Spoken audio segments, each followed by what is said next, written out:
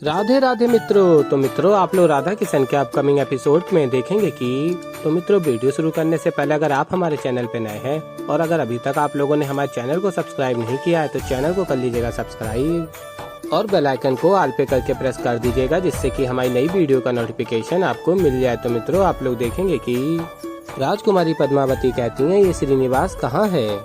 मुझे यहाँ मिलने बुलाया और स्वयं ही यहाँ नहीं है। और फिर राजकुमारी अत्यंत प्रसन्न होती हैं और कहती हैं, कोई बात नहीं, मैं उसकी प्रतीक्षा करूंगी। और कहती हैं, पता नहीं क्यों आज ऐसा लग रहा है कि आज मेरा और श्रीनिवास का संबंध एक और कदम आगे बढ़ेगा। आज श्रीनिवास ने अगर अपना प्रेम व्यक्त किया तो मैं भी उसे बता दूंगी कि मैं अपना पूर्ण जीवन उसी के साथ व्यतीत करना चाहती हूँ। और फिर मित्रों, आप लोग आगे देखेंगे कि श्रीनिवास भार्गवी से कहते हैं, जब ऐसे मुस्कुराती हो तो कितनी सुंदर लगती हो भार्गवी, मन करता है आजीवन तुम्हें ऐसे ही देखता रहूं। और फिर भार्गवी श्रीनिवास से कहती हैं, क्या ऐसा हो पाएगा?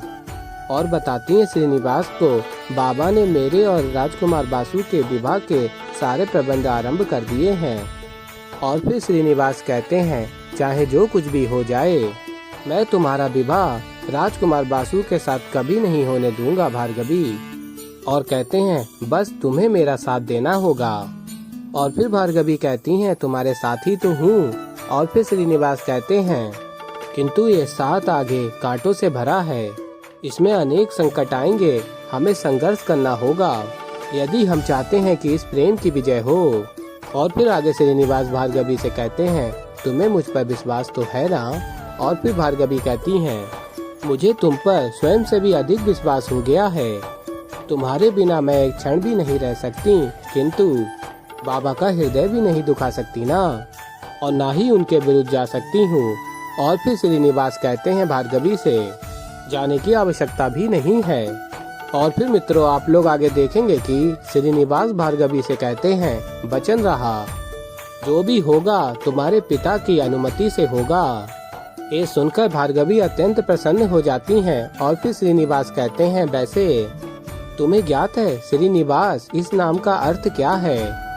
और फिर भार्गवी कहती हैं, नहीं। और फिर श्रीनिवास बताते हैं, वो व्यक्ति जिसके मन में श्री का वास है वो श्रीनिवास है। और इसी बात से मैं तुम्हें पूछना चाहता था कि क्या मैं प्रेम से तुम्हें श्री बुला सकता हूँ? और फिर भार्गवी अत्यंत प्रसन्न होकर कहती हैं, श्रीनिवास की श्री, ये तो बहुत ही सुंदर नाम है। और फिर तभी श्रीनिवास भी अत्यंत प्रसन्न हो जाते हैं और कहते हैं, मुझे ज्ञात था तुम्हें ये नाम अच्छा लगेगा। और फिर आगे श्रीनिवास कहते हैं, एक और बात है जो मैं तुम्हें दिखाना चाहता हूँ, क्या देखना चाहोगी? और फिर श्रीनिवास भार्गवी को उस स्थान को दिखाते हैं जहाँ हर वृक्ष पर श्रीनिवास ने श्री लिखा हुआ होता है। और भार्गवी देखती हैं, हर वृक्ष पर श्री लिखा है। और फिर श्रीनिवास कहते हैं, तुम जानती हो भार्गवी, जब बैंकेट गिरी में मैंने पहली बार कदम रखे थे तो मैंने इस प्रकार हर वृक्ष पर श्री नाम लिखा था। केवल इसी वृक्ष पर नहीं, अनेक वृक्षों पर मैंने श्री नाम लिखा था, क्योंकि कहीं न कहीं मुझे आभास हो गया था कि इसी बैंकेट गिरी में मुझे मेरी श्री मिलेगी। और आज मेरा यही अनुमान सत्य बन के मेरे समक्ष खड़ा है। और फिर मित्रों, आप लोग आगे देखेंगे कि भार्गवी वृक्ष पर लिखे हुए श्री पर अपना हाथ रखती हैं। और फिर तभी श्रीनिवास भी अपना हाथ भार्गवी के हाथ पर रख देते हैं और कहते हैं, आज श्रीनिवास ने अपनी श्री का हाथ थामा है। और कहते हैं, ये वचन रहा, ये हाथ और ये साथ कभी नहीं छूटेगा। और फिर आगे आप लोग देखेंगे, भार्गवी और श्रीनिवास अत्यंत ही प्रसन्न होते हैं एक दूसरे का साथ पाकर। और फिर मित्रों, आप लोग आगे देखेंगे कि महादेव देवी पार्वती से कहते हैं, देखा गौरी, मैंने कहा था ना, मेरे आराध्य अपनी श्री को पाने के लिए कुछ भी कर जाएंगे। और फिर देवी पार्वती महादेव से कहती हैं, अब तो मुझे भी इस बात में कोई संदेह नहीं है। और कहती हैं, अब तक संसार ने लक्ष्मी नारायण राधा कृष्ण का प्रेम देखा था, परंतु अब संसार श्रीनिवास और भार्गवी की प्रेम कहानी देखेगा। और फिर मित्रों, आप लोग आगे देखेंगे कि राजकुमार बासु के गुप्तचर प्रतीक्षा कर रहे होते हैं श्रीनिवास की, और तभी देखते हैं कि श्रीनिवास और भार्गवी दोनों बाहर से आ रहे हैं और कहते हैं, हमें तो लगा ये घर पर है, किंतु ये तो यहाँ है। और तभी दूसरा गुप्तचर कहता है, महत्वपूर्ण ये नहीं है कि ये दोनों यहाँ हैं, महत्वपूर्ण ये है कि ये दोनों घर से बाहर अकेले, वो भी इतनी रात्रि गए, क्यों मिल रहे हैं। और फिर आगे आप लोग देखेंगे कि श्रीनिवास कहते हैं, भार्गवी मैं तुम्हें घर तक छोड़ने नहीं आ सकता, और बताते हैं मुझे एक अत्यंत आवश्यक कार्य है, तुम चली जाओगी ना। और फिर भार्गवी कहती है, हाँ हाँ मैं चली जाऊंगी, तुम चिंता मत करो। और फिर भार्गवी चली जाती हैं।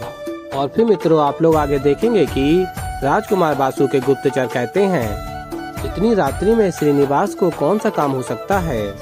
और फिर श्रीनिवास कहते हैं, मनोरंजन जो करना है, अब तुम दोनों के साथ एक खेल आरंभ होता है। और फिर आगे आप लोग देखेंगे राजकुमारी पद्मावती नदी के किनारे श्रीनिवास की प्रतीक्षा कर रही होती हैं। और तभी श्रीनिवास राजकुमारी पद्मावती से मिलने पहुंचते हैं और उनके साथ साथ राजकुमार बासु के गुप्तचर भी आ जाते हैं और छिप जाते हैं।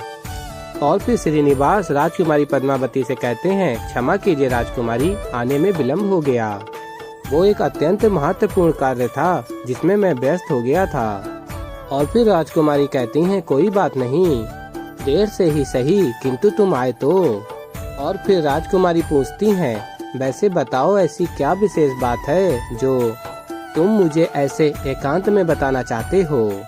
और राजकुमार बासु के गुप्तचर भी सारी वार्ता सुन रहे होते हैं और श्रीनिवास और राजकुमारी को देख रहे होते हैं छिपके, और बात कर रहे होते हैं आपस में। पहले ये श्रीनिवास चोरी छिपे भार्गवी से मिला और अब राजकुमारी पद्मावती से एक ही रात्रि में दोनों से मिल रहा है, क्या खिचड़ी पका रहा है ये। और फिर श्रीनिवास राजकुमारी से कहते हैं, वो एक बात है मन में है, अब कैसे कहूँ ये समझ नहीं पा रहा कि वो बात जो है जो मन में है उसका संबंध आपसे है। और तभी राजकुमारी अत्यंत प्रसन्न हो जाती हैं। और फिर आगे श्रीनिवास कहते हैं, मैं कह नहीं पा रहा क्योंकि समझ नहीं पा रहा कि मैं कैसे कहूँ, क्योंकि मैं एक साधारण सा व्यक्ति हूँ और आप हैं राजकुमारी। और फिर राजकुमारी कहती हैं, श्रीनिवास अब बता भी दो, क्यों उत्सुकता बढ़ा रहे हो, क्या कहना चाहते हो, क्या है तुम्हारे मन में। और फिर श्रीनिवास कहते हैं, वो मैं नहीं चाहता कि कभी आपको ऐसा लगे कि मैंने नृत्य की शिक्षा में कभी कोई कमी की है।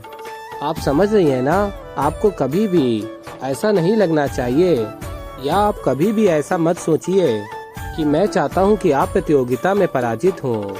ऐसा कदापि नहीं है। मैंने आपको पहले ही दिन कहा था कि मैं आपको पूर्ण निष्ठा के साथ नृत्य सिखाऊंगा और वही मैं कर रहा हूँ, तो कभी कोई ऐसी बात मन में मत आने दीजिएगा। और फिर तभी राजकुमारी कहती हैं, जानती हूँ पर क्या तुमने ये बात कहने के लिए मुझे यहाँ बुलाया है। और फिर श्रीनिवास कहते हैं, नहीं, केवल ये बात नहीं है, एक और बात है। और फिर तभी राजकुमारी पद्मावती प्रसन्न हो जाती हैं। और फिर मित्रों आप लोग आगे देखेंगे कि श्रीनिवास कहते हैं, देखिए क्या है राजकुमारी, सत्य कहूँ तो आपका मन बड़ा ही पावन है राजकुमारी, बड़ा ही शुद्ध है, इसलिए आपसे बात कह सकता हूँ। मैं नहीं चाहता कि कभी आप बदलें, मैं चाहता हूँ कि आप सदैव शुद्ध रहें, पावन रहें।